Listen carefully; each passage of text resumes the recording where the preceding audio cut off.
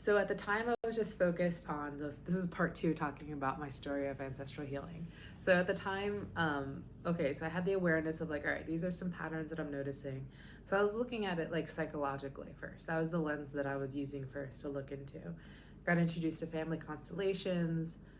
This is at this point, then I was getting my master's and started to look like, okay, um, I would say at a young age I was introduced to like working with the subconscious, like when I was in third grade. So I had an understanding of the subconscious, but then there's so many different ways to work with the subconscious itself.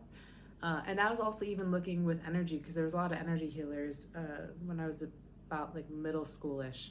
I got introduced to energy healing work, and so there was different modalities of energy healing, Reiki, um, this other modality I forget the name of. There's like a lot of different ways. So I was looking at through all the lenses, energy, psychology.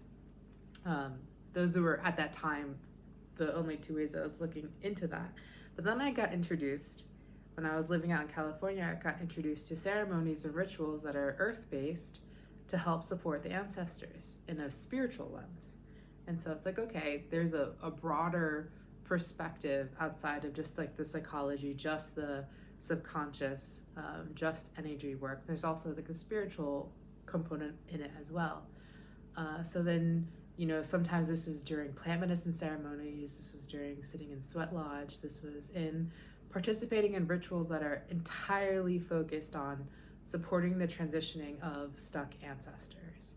And those, looking at ancestral healing through all those different lenses has changed completely for me, those patterns on looking at it through the lens of the spiritual, like what ancestors are stuck that are perhaps even just in our energetic field and perpetuating these repetitive patterns because of the trauma that they're still living in. Not living, because they're not living, but like the trauma that's still in their field and how that's affecting their descendants. And I see it all the time, like how that can happen.